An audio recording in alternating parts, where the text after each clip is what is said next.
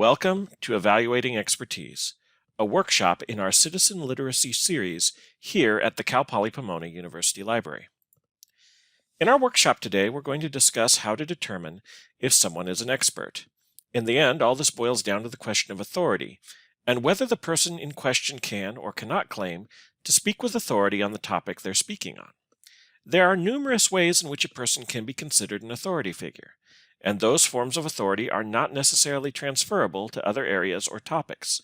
Thus, no one can claim to be a universal authority on all topics at all times. But when someone is an authority on a topic, their arguments should weigh more heavily in our estimation than the claims of an amateur, novice, or outsider in that area. So what does all this have to do with citizen literacy? Well, frankly, a whole lot. As voters, we are presented with candidates who lay out the policies and programs that they are interested in pursuing when elected. Ideally, we should be selecting candidates based on those programs and platforms. Furthermore, as Californians, we are often asked to vote on state laws and constitutional amendments through the referendum system. These propositions, as they are called, deal with everything from taxes to rent control to zoning laws to the definition of marriage. In either case, we will be confronted by a legion of so-called experts, eager to give us their professional opinion on these topics in order to sway our opinion in a particular direction. Now, some of these experts are indeed experienced professionals with years of background on their topics. Others are merely partisan pundits with particularly loud megaphones. And all of them have personal opinions mixed with their advocacy. Being able to determine who among these experts actually know what they're talking about and are therefore worth spending time listening to is a key element of being an informed voter and citizen. But beyond politics and elections, there are thousands, if not millions, of quote-unquote experts and influencers that we encounter every day on social media. These personalities are seeking to influence our consumer habits, our behavior, our diets, exercise regimens, whether or not we vaccinate our children, etc. The skills we learn from being informed citizens are crucial to help us also navigate the cacophony of voices on social media trying to influence us to determine who out there is legitimately trying to inform us and who is just trying to manipulate us for their own profit.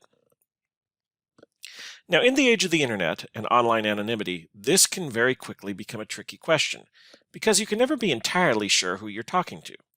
I mean, sure, Facebook tries to force us to use our real identities, but there's ways around that. Twitter lets us play a little faster and looser with our identity, and by the time you start chatting with people on Reddit or other comment pages, much less any of the chans, you could be arguing with anyone from a bored PhD to a 14-year-old to, as President Trump once put it, some 400-pound guy in a basement bedroom somewhere. The situation is immediately exacerbated by the fact that everyone on the internet claims to be a billionaire genius with supermodel-level good looks, the body of a minor god, and Navy SEAL-level combat skills. Which, if true, would probably explain our species' lack of contact with alien life, as I imagine we would be quite intimidating. So let's consider for a moment what it means to be an authority. The Oxford English Dictionary defines authority as the power to give orders and enforce obedience, a person or organization having official power, recognized knowledge or expertise, an authoritative person or book. Which brings us around to the added question, what does authoritative mean? And it means true or accurate, and so able to be trusted. So effectively, when we're looking for authority, we are looking for sources, be they persons or information, that come from recognized knowledge or expertise, and are true or accurate, and therefore trustworthy. Which brings around the added question, what does authoritative mean? Well, it means true or accurate, and so able to be trusted. So effectively, when we're looking for authority, we're looking for sources, be they persons or information, that come from recognized knowledge or expertise, and are true or accurate, and therefore trustworthy. So let's start with the first section of that definition, which focuses on the idea of recognized knowledge or expertise. In our society, how do we recognize knowledge or expertise? Well, how do we do it in academia? By degree and area of specialization. For example, I have 2 master's degrees, one in history and the other in library science. This means that I am considered competent to give instruction in those 2 areas. Someone with a doctorate or PhD in either of those areas would be considered to have a stronger competency in those areas and a more detailed understanding in certain specialized topics. From this system, we can derive both rank, BA or BS, MA or MS, PhD, and an area of specialization. In my case, history and library science. Each of these ranks represent years of study, practice, and dedication toward gaining mastery over a subject. No one is born with inherent knowledge of these subjects, so the authority to speak on them is constructed through the successful completion of years of education and the conferral of degrees recognizing that work and representing it to the outside world. And from these ranks and specializations, academics derive authority to speak on and provide expert opinion in their disciplines. However, that authority is circumscribed by one's area of expertise. So, with my MA in history and my MLIS in library science, I can talk authoritatively on these topics, but would you trust me to do your taxes? How about perform surgery on you? Why not? I have 2 advanced degrees. I'm good, right? Exactly. Neither of those degrees are in accounting or medicine, so I probably shouldn't be doing either of those things for you. Which provides us with a good illustration of a fundamental principle in information literacy. Authority is constructed and contextual. Now, this doesn't mean that authority doesn't exist and it's all made up. What it means is that, at least in the way we view the world in the United States, no one is inherently born with authority. We don't buy into that whole divine right of monarch stuff. Instead, all authority is the product of recognition by one's peers of knowledge, education, achievement, experience, position, and so forth.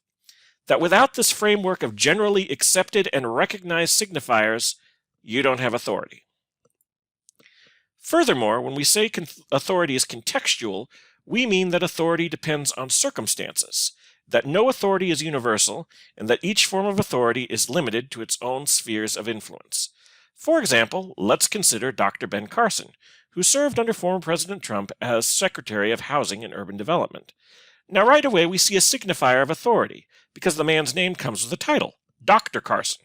So was Ben Carson a doctor of sociology with years of experience dealing with housing issues? Not exactly. In fact, the truth is a lot more impressive. Dr. Carson's a brain surgeon. And not just any brain surgeon, though I'm not sure you can use that term regarding brain surgeons, but a pioneering brain surgeon who was the first to perform a number of very difficult surgeries successfully. His work in this field will likely be studied for generations to come. So when Dr. Carson speaks on brain surgery, I think we can safely claim him to be an authority on that subject. What qualified Dr. Carson, aside from his vocal support of President Trump during the 2016 campaign, to run the Department of Housing and Urban Development? In his own words, I own a house. Now, in fairness to Dr. Carson, that makes him eminently more qualified than I am to run that department, as I am still a renter, but one can argue that his opinions and positions on this topic held a lot less authority than his positions on brain surgery. So authority from one area does not automatically transfer into another. One must be able to demonstrate, through the construction of the proper signifiers, your authority to speak on another issue. Which is great when we're talking about academia, but there are other forms of authority out there. Let's consider for a moment the question of work experience. For example, let's consider my younger brother, who is a union electrician with years of experience. On the job, he now runs his own jobs as a foreman. He has no college degrees. I, on the other hand, have 2 advanced college degrees and 0 years experience as an electrician. Just think about it for a moment. Which of the 2 of us would you want to wire your house? Obviously, my brother, right? I'd end up electrocuting myself and your house would burn down, so good call there. In the context of construction issues, my brother's experience trumps my academic credentials. In that context, my authority doesn't count, while his authority, constructed through years of experience and hard work, does. And experience is not the only other form of authority out there. Some possibilities of other types of authority could include spiritual authority, family authority, military rank, political authority.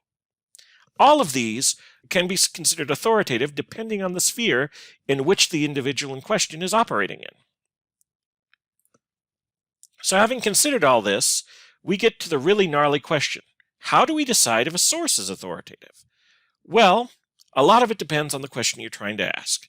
Let's consider the example of a soldier storming up Omaha Beach during the D-Day landings in World War II. If you're trying to understand what it was like to be there on the beach in the middle of that battle, then the soldier's first-hand account of the battle is going to be more authoritative than any historian's general description. However, if you're looking for an overview of the entire D-Day offensive, the more authoritative sense is going to be the one put together by the historian, who can pull from multiple sources to provide an all-around picture of the battle. So authority depends in part on the type of information you're looking for. One other thing that we need to consider when dealing with authority is the question of bias. Now, some of you may be thinking that a truly authoritative source would be one completely free of bias, but I need to let you all in on a dirty little secret. Every source created by a human being involves an element of bias, because as human beings, we all have some biases or prejudices. At best, we're aware of them and attempt to compensate for them as best we may through rigorous adherence to the facts and an openness toward points of view that differ from our own. At worst, we deny our biases altogether and mistake our own opinions for objective truth. It is to be hoped that an authoritative source falls into the former category and admits to their own biases and the limitations they represent while seeking to build a case based as much as possible on fact and admitting to the possibility of alternative interpretations. Unfortunately, that isn't always how it works out. Consider for a moment the example of Dr. Trofim Lysenko. Lysenko was a scientist specializing in biology and agriculture in the Soviet Union. He had received his doctorate from Kiev Agricultural Institute in 1925, so he has all the hallmarks of an authority on his subject. While experimenting with growing peas in the Caucasus, Lysenko misinterpreted some anomalous data and came to a shocking conclusion: that genetics didn't exist, and that all that was necessary to change the growth of plants was to change the conditions they grew in. He also decided that natural selection wasn't a thing, and that plants in the same species acted like people in the same class, and did not compete with each other, which basically meant that he had decided that nature bent itself to conform with Marxist theory. Now, this in and of itself is pretty lousy. You have an authority who gets a fixed idea in his head, and that causes him to reject all evidence to the contrary. Unfortunately, this guy lived in Stalinist Russia, and his hyper-ideological arguments proved really popular with Joseph Stalin, who consistently promoted Lysenko until he oversaw genetics at the National Academy of Sciences, which is a problem, as Lysenko didn't believe in genetics. This would be kind of like appointing an atheist as pope. Lysenko took advantage of the nasty political atmosphere of Russia in the 1930s and had any scientist who disagreed with him purged, with some being imprisoned and executed. Genetic research was outlawed for some time, and farmers were forced to follow Lysenko's theories in the field, which led to a series of famines in both the Soviet Union and later the People's Republic of China, which adopted Lysenko's theories as well. Despite all the evidence to the contrary, Lysenko held to his arguments until his death in the 1970s. He was eventually removed from positions of authority after the death of Stalin, but could be considered responsible for causing thousands, if not millions, of deaths through famine, and single-handedly setting Russian genetics research back half a century. So there you go. Now, this is obviously an extreme example of an authority being so overcome by bias that they blew it. But it illustrates the point that, yes, even authorities can become misled by their own biases or ideological leanings to the ultimate detriment of their reputations and authority status. After all, the term Lysenkoism is now used to refer to political pseudoscience masquerading as truth. So how do we guard against potential bias from authoritative sources? Well, first, we realize that it's possible. Even authoritative sources should be viewed carefully and critically. Nothing should be accepted at face value. Second, consider the facts. Do the arguments made by the authoritative source match the facts they're attempting to describe or interpret? If so, no problem. Whatever bias that exists is being managed. If not, this is a huge red flag. Finally, and perhaps most importantly, be aware of your own biases. All too often, we're quick to call out inaccuracy or bias on those whose conclusions contradict our own closely held beliefs, ideas, or preconceived notions. Just because the conclusions are contradictory to our own beliefs does not mean they are wrong, and we need to be able to admit that if the facts and evidence support it. So let's sum up. Authority can be defined as sources, be they persons or information, that come from recognized knowledge or expertise and are true or accurate and therefore trustworthy. Such authority is not inherent. We are not born with it. Instead, it is constructed through the way we recognize such things as education, experience, rank, etc. Nor is such authority universally effective, but rather it may be exercised in the contexts in which it is relevant. So a history professor can be expected to be an authority on matters historical, but probably shouldn't be expected to be an authority on plumbing, unless he has previous work experience as a plumber. Conversely, a plumber can be expected to be an authority on matters dealing with the pipes in one's home, but unless other certification can be provided, may not be the foremost authority on the Russo-Japanese War. Which authority to use in research depends a lot on what your question is and what type of evidence you're looking for.